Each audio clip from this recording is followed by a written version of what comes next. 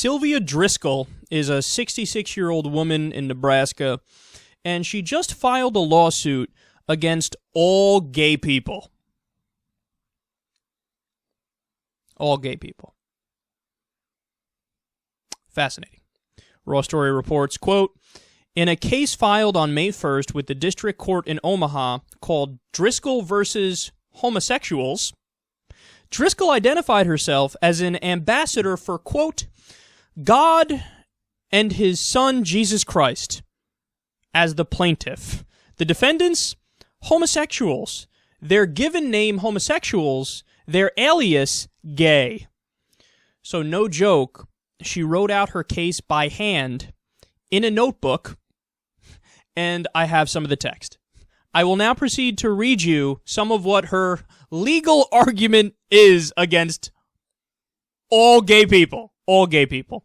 Quote, the homosexuals say that it's not a sin to be a homosexual, and they have the right to marry, to be parents, and God doesn't care that they're homosexuals, because he loves them.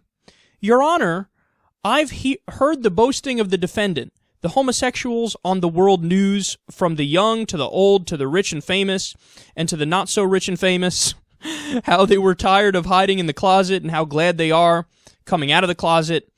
Ambassador, I, Sylvia Ann Driskell, where the fuck does ambassador come from? She goes from Your Honor to ambassador. What the fuck? Ambassador, I, Sylvia Ann Driskell, contend that homosexuality, actually, she didn't even say contend, she said contended that homosexuality is a sin, and that they, the homosexuals, know it is a sin to live a life of homosexuality. Why else would they have been hiding in the closet in the first place? Hello? Oh, stop it. Just stop. Just stop while you're ahead. Just stop. Well, you're at no point were you ever ahead, actually. But just stop. Just stop. Think about that argument. Well, they were in the closet for a reason. That alone is evidence that they know what they're doing is wrong because they had to hide it at one point. Really? That's your point? All right, so let's extrapolate this logic further. You know, in 1940 in Germany, they were in the closet as Jews because they couldn't say they were Jews or else they'd get killed. So just the fact that they had to hide and say they weren't Jews, that's evidence enough that being a Jew is wrong. Okay, we're not dealing with the brightest person here, if you can't tell. So, she continues and says, Ambassador, I, Sylvia Ann Driskell, write, as well, we also know that if a child is raised in the home of liars and deceivers and thieves, that it is reasonable to believe that that child will grow up to be one of the three, or all three. Never before has our great nation, the United States of America, and our great state of Nebraska, been besieged by sin. The way to destroy any nation or state is to destroy its morals. Look what happened to Sodom and Gomorrah, two cities because of the same immoral behavior that's present in our nation, in our states, and our cities. God destroys them. So first of all, I love how she's citing it as a historical fact that God destroyed Sodom and Gomorrah. It's been proven. Look it up. And also, I love how, in her mind, the moral destruction of America is because gay people exist, as opposed to, I don't know, maybe a better interpretation of Scripture would be from a Christian who says, the moral destruction of America is when we, say, invaded a sovereign country, Iraq, and killed over 200,000 civilians when they didn't attack us. Maybe that's more of a moral decline here? Nope. The fact that gay people exist, that's a moral decline. She says, if God could have found 10 righteous people among them in Sodom and Gomorrah, he would have spared them. I'm 66 years old, and I never thought that I would see the day in which our great nation or great state of Nebraska would become so compliant to the complicity of some people's lewd behavior. Why are judges passing laws so sinners can break religious and moral laws? Will all the judges of this nation judge God to be a liar? For God has said that all unrighteousness is sin and that homosexuality is abomination. By the way, this entire thing that I'm going through here, riddled with spelling errors and grammatical errors, perhaps unsurprisingly. But here she's just like, I don't get it. God said this and we're not doing that. What's wrong with us? Maybe because this country is not founded on a religion. Maybe because the whole purpose of America is that it's a secular nation with a separation of church and state, and that we don't make rules based on anybody's religion or anybody's interpretation of their religion. And how would we pick? I love this idea of like, well, Christianity is scientifically proven, so that's the one we go with.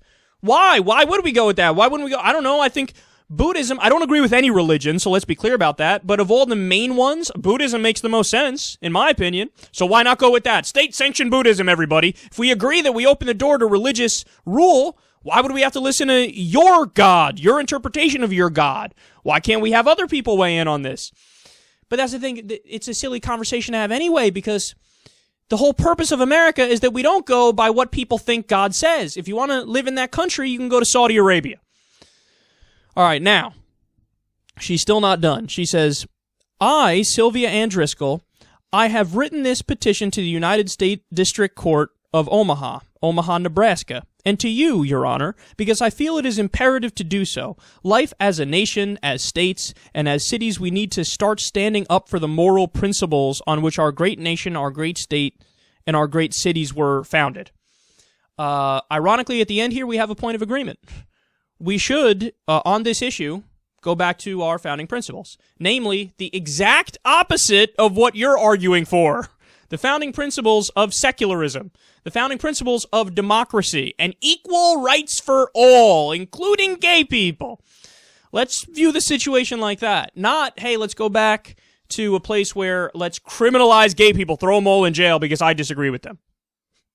The reason why this story is great is that oftentimes when we have conversations about different groups that are oppressed minorities, essentially, right?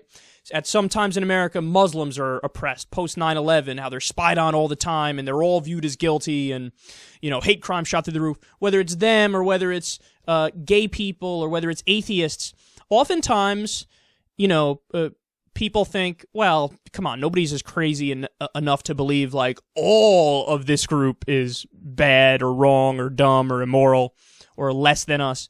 Well, no, what this story shows is that there certainly are some people who would say, no, I'm perfectly clear about this. All of them are bad. All of them are wrong. All of them are going to hell, and all of them should be oppressed under law because they're violating God's law. Those people exist, and now you know for sure that they do.